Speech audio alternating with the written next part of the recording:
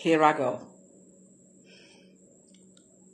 I was thinking about Isaac, not the one in the Bible, but years ago I used to work for Bear Stearns, and I learned a lot. My resume consists of Bear Stearns, Goldman Sachs, Liz Claiborne, Dana Buckman, Ralph Lauren, Newark Public Schools, just to name a few. So I've been around a lot of money and wisdom. And so I was speaking today about a wise man leaves an inheritance for his children, because that's what the Bible says. So I began to think about this guy named Isaac. And every day Isaac would come to work at Bear Stearns with his shoes taped up. He would take that silver masking tape, duct tape, and he would just tape his wingtip shoes. And every day he would put his little newspaper underneath his arm, and he would say, "Good morning, good morning, hey, good morning, hey, good morning, come on." He's like 4 feet 5, like 5 feet. He's a little tiny guy. "Good morning, hey, good morning, hey, good morning, morning." And you would hear Isaac way down the hall, morning. But there was a group of guys that always used to laugh at him. And when I tell you, they would laugh at Isaac from the time he said good morning to the time he sat at his desk. And his desk was a mess. It was coffee spills everywhere, and they would just scratch their head. These guys that they was teasing Isaac, they were sharp. Daryl, Greg, they were sharp. I mean, they were sharp as a tack. They was like, "Man, won't you, Isaac, come on, Isaac, I'm going to get you a pair of shoes. You ain't got to walk around here looking like that." And it didn't bother him. But one day, that man's portfolio came across my desk. Help me, Holy Ghost. In one account, it was $12 million. I didn't say $12. Me say it again. $12 million in one account. I remember reading the book, The Millionaire Next Door. Most of you have read it. And you really don't know how people live. It's usually the reverse. It's usually people who really got it together that really don't have much. I'm assuming, and we knows what happens when you assume, but statistics say that people, or 9 times out of 10, people who have really big houses sometimes can't afford them. The key word is sometime. But Isaac's mathematical wisdom was not just numbers. He had discovered one of the greatest stress relievers financially ever. And it was in The Millionaire Next Door. In order to be really wealthy, you have got to get over people's opinions, views, and what they think about you. You have to get over what they believe you should have and how you're supposed to live. You have to get over their perception of what wealth is. You have to get out over all of those things to understand that a wealthy mind starts with what you feel. It's like I was watching that video the other week with the young lady that she won all this money. She hit the Powerball for $218 million and bailed her boyfriend out of jail. But yet she had a poverty disposition. She had a poverty like mine. The way she lived was still impoverished. And so wealth really has nothing to do with money. It has to do with the state of mind first. And once you get the state of mind of wealth, the rest will follow. Meaning, just like Isaac, he could care less what you thought about him. He laughed every day, knowing that even in one account, he had $12 million. I'm not going to even tell you what I saw as I flipped through his portfolio. As I clicked on the buttons, I'm not going to even tell you how much the man's net worth was with tied up wingtip shoes. And so sometimes we really got to get over people in order to be wealthy. We got to get over what they think. Some people need to downsize. I ain't going to front.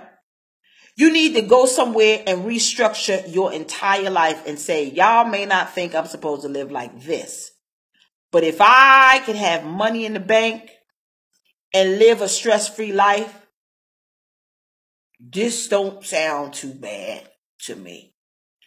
We have to get over what people's view of us is in order for us to really live a life as God said, fearfully, wonderfully, and abundantly made. We have to get over the cars that we think people think you're supposed to drive.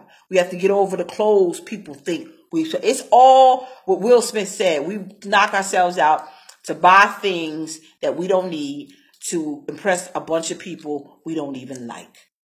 And so real wealth starts in your mind. And then after it follows your mind, it trickles down. And you say, like Isaac, I will wear a patched up shoe instead of wearing $300 sneakers and $12 in the bank.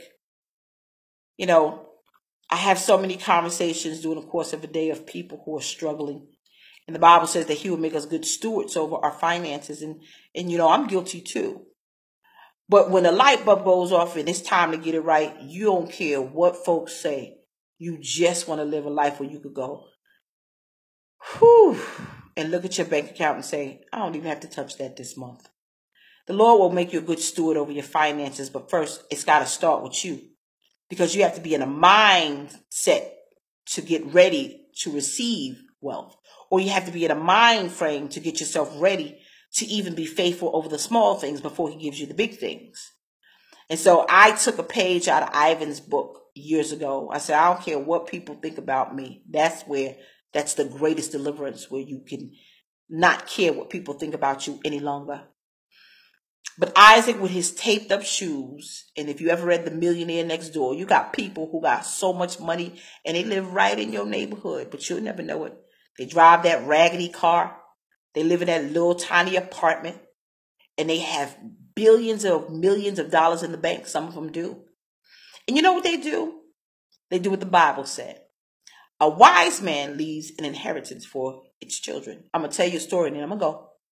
My mom, God rest her soul, we lived in Brooklyn. We lived in an area called Clinton Hill.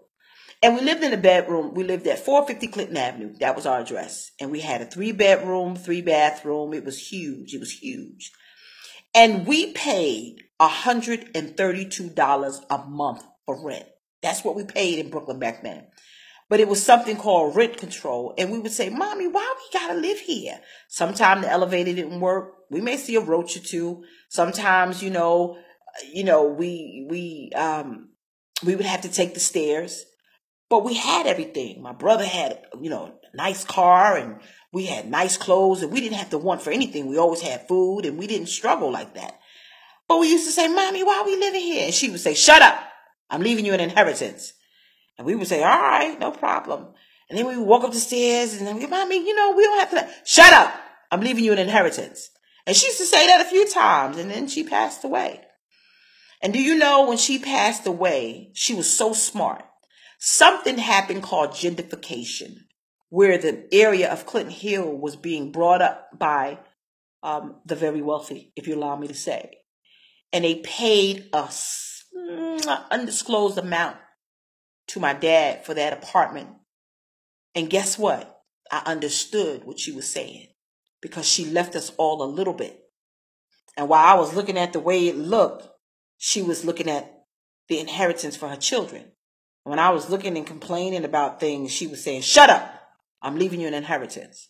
When she passed away, we all understood what she was saying. Because just like Isaac, she didn't look at what it was.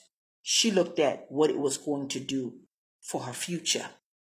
And so get over what people's opinions of the way you're supposed to live and what you're supposed to drive and what you're supposed to wear. And revamp your whole financial structured life. Get with people who can help you financially make it. Get with people who can financially teach you about credit. And God, just help me to be a good steward over my finances. Restructure your entire life, because we don't have to really struggle. We don't. We just have to get over people's opinions and what they think of us. And you'll be surprised, like those millionaire next door. Your stress, your financial hardship will be over if you just get over people. Take a deep breath. Whew, and say, you know what? I'm going to restructure my entire life financially. I might be tired for a while, but I'm going to leave an inheritance for my children. Or I might be tired for a while and I might not like this car, but I ain't got no car note. Well, I might not like it, but I don't. Cut your hardship down by simply restructuring your life. You might not like what I'm saying, but like I said, every time you click my button, I'm going to tell you something that's going to be true. Sometimes our hardship financially is self-inflicted because instead of putting that money towards a bill, we put it towards bundles of hair. Instead of fixing our credit, we buy J's, and I don't know what we do. I mean, I'm guilty of some of that stuff too when I was younger. I'm older now. Stop the pain. Restructure your life. Move, downsize. Whatever you got to do. If you got to tape your shoes up like Isaac, but have money in the bank, or drive a hoopty, but yet and still you don't have a car note, if it's going to cut your stress level down, do it. I ain't telling you nothing but the truth. And every time you click my button, baby, I'm going to tell you the truth. Now, bye.